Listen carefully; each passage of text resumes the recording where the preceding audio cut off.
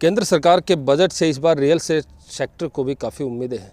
Corona काल और lockdown के पीरियड में रियल एस्टेट को काफ़ी दुश्वारियां झेलनी पड़ी, काफ़ी समस्याएं भी आई। हालांकि सरकार ने जो ब्याज था उस ब्याज पर कुछ रियायतें भी दी, कुछ पैकेज भी दिए, लेकिन वो नाकाफ़ी थे। सबसे पहले बात करेंगे कि जो बजट आने वाला है उस बजट में रियल एस्टेट को क्या उम्मीदें हैं। इस वक्त हमारे साथ HL के जो डायरेक्टर हैं राकेश जून, रियल एस्टेट टाइकून कह सकते हैं। बहादुरगढ़ में रियल एस्टेट का काफ़ी अच्छा काम किया है, एक अलग से HL डेवलप की है। उनसे बात करते हैं पहले बजट को लेकर। बताइए कि इस बार बजट्स में आपको क्या उम्मीदें हैं जो केंद्र सरकार का कल बजट आने वाला है। रियल एस्टेट में बजट में थोड़ा है इनकम टैक्स पे फोकस करना चाहिए गवर्नमेंट को, क्योंकि ऑलरेडी गवर्नमेंट GST के तहत हर तरह का टैक्स पहले ही वसूल लेती है, तो फिर इनकम टैक्स इतना ज़्यादा क्यों, वो थोड़ा कम होना चाहिए। और रियल एस्टेट में भी जो ये अफोर्डेबल ग्रुप हाउसिंग है, इसमें ये GST फ्री होना चाहिए। Affordable group housing GST free होना चाहिए। अब इस पे 1% टैक्स कस्टमर से लेके और GST गवर्नमेंट में जमा कराओ। जब ये है ही गरीब लोगों के लिए, तो फिर टैक्स इसके ऊपर क्यों? क्योंकि ऑलरेडी जो इस पे सामान परचेज़ किया जाता है, उस सामान परचेजिंग पे पूरी GST दे दी जाती है। जब ऑलरेडी पेड है तो फिर उसके बाद गरीब लोगों पे ये बाहर क्यों? और GST जो डेवलपर है, डेवलपर को भी ये पूरा GST पे करके स्टील, सीमेंट और ये चीज़ें मिलती हैं। इसमें भी रिलैक्सेशन होनी चाहिए ताकि लोगों को और गरीब लोगों को और सस्ता घर दिया जा सके। जी बिल्कुल, आपने बात की सस्ता घर देने की। केंद्र सरकार की महत्वाकांक्षी योजना है अफोर्डेबल ग्रुप हाउसिंग स्कीम और दीनदयाल जन आवास योजना।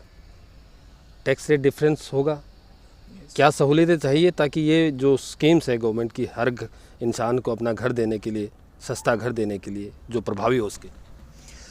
इसके अंदर जो सबसे बड़ी जो प्रॉब्लम आती है बिल्डर्स को, वो एक फ़ंड रिक्वायरमेंट की प्रॉब्लम आती है। रियल एस्टेट सेक्टर को नेगेटिव सेक्टर में डाल रखा है बैंक वालों ने। कोई भी बैंक इसको फंडिंग करने के लिए जो है तैयार नहीं है। जब तक बिल्डर को फंड मैनेज नहीं होगा, वो अधूरे रुके प्रोजेक्ट कैसे पूरे कर पाएगा। बिल्डर को फंड की बड़ी आवश्यकता है। टैक्स रेट भी डिफरेंट है।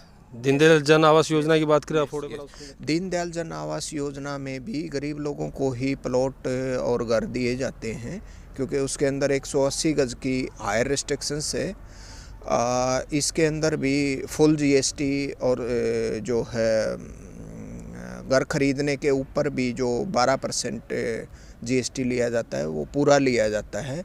जबकि अफोर्डेबल ग्रुप हाउसिंग में 1% लिया जाता है, इसमें 12 लिया जाता है। मेरा कहना ये है कि इसको फ्री कर दो ताकि जो गरीब आदमी है उसकी जेब पे फ़र्क ना आए। और जो स्टील सीमेंट परचेजिंग का है, उसमें भी GST की जो सीमा है वो कम होनी चाहिए। रियल एस्टेट सेक्टर सरकार से सुविधाएं तो तमाम चाहता है, लेकिन हम देखें नोएडा, दिल्ली और यहाँ तक अगर बहादुरगढ़ की बात करें तो कई सारे प्रोजेक्ट हैं जो फंसे हुए हैं। PDM का बात करें और भी कई प्रोजेक्ट हैं जो कंप्लीट नहीं हो पा रहे हैं। लोगों की गाढ़ी कमाई उन प्रोजेक्ट में फंसी हुई है। क्या वजह होती है उसकी? इसमें क्या है कि लोग भी फंसे हुए हैं, लोग गलत नहीं हैं, और बिल्डर भी फंसा हुआ है। दोनों के अंदर विश्वास की कमी है।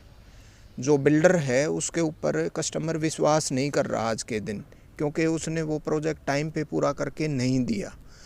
वहाँ पे बिल्डर गलत है। अब बिल्डर ये चाह रहा है कि किसी भी तरीके से प्रोजेक्ट पूरा कर दिया जाए, लोग उसको किस्तें टाइम पे दे दें। लोग किस्तें इसलिए नहीं दे रहे कि वो विश्वास की कमी है। बैंक फंड कर नहीं रहा क्योंकि उसने टाइम पे प्रोजेक्ट पूरा नहीं किया। तो ये तो गवर्नमेंट को ही कोई ना कोई स्टेप ऐसा लेना पड़ेगा कि उसको फंड दिया जाए, और वो जो फंड बिल्डर को दिया जाए वो प्रॉपर प्रोजेक्ट पे ही लगे, ना कि वो इधर दाएं बाएं लग के और कुछ गड़बड़ हो। गवर्नमेंट लेवल पे भी कुछ दिक्कतें आती होंगी, क्योंकि जब लाइसेंसिंग की बात आती है तो सुना है कि काफ़ी दिक्कतें, काफ़ी परेशानियां जो है।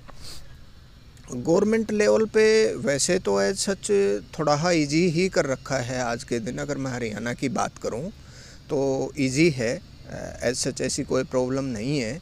बट बहुत सारी चीज़ें एक दूसरे से ऐसे कोरिलेट कर दिया। अगर मैं ईडीसी की बात करूं, ईडीसी की हमारी गवर्नमेंट ने 5 बार 6 बार जो पॉलिसी है वो अमेंड कर दी, बट वो आज भी ठीक नहीं है। जब गवर्नमेंट हमारे से 12% इंटरेस्ट ले रही है ईडीसी के ऊपर और टाइम पे ना करो तो वो 18% हो जाता है, फिर उसके बाद जो उसके जो काम है वो तो ना रोको ना। लाइसेंस रिन्यूअल है, मैप का है, मैप टाइम पे पास इसलिए नहीं होता क्योंकि उसकी ईडीसी भरी हुई नहीं होती। आज के दिन बिल्डर भी परेशानी में है, लोग भी परेशानी में है, कोरोना काल भी आया और जीएसटी ये नोटबंदी का भी तो थोड़ी ही प्रॉब्लम्स है। तो गवर्नमेंट को सोचना चाहिए कि इस तरह से कोरिलेट करके कम से कम काम तो ना रोके। जब बिल्डर इंटरेस्ट पे कर ही रहा है तो उसके बाकी के काम क्यों रोक दिए जाते हैं। वर्तमान परिस्थितियाँ ऐसी हैं कि बिल्डर्स के लिए सबसे बड़ी समस्या फंड रेजिंग की आती है। बैंकों ने रियल स्टेट सेक्टर को ब्लैक कैटेगरी में डाल रखा है, जैसा कि अभी राकेश जून जी ने बताया। तो सबसे पहली ज़रूरत रियल एस्टेट सेक्टर के लिए फ़ंड्स की है और दूसरी ज़रूरत ये है कि अगर सरकार चाहती है लोगों को सस्ते घर मिले तो अफोर्डेबल ग्रुप हाउसिंग की बात हो या दीनदयाल जन आवास योजना की बात हो, इस सेक्टर में इस बजट से ये उम्मीदें हैं कि इस बार जीएसटी के रेट कम किए जाएंगे या जीएसटी बिल्कुल हटा दी जाएगी ताकि लोगों को सस्ते घर आसानी से मिल सकें।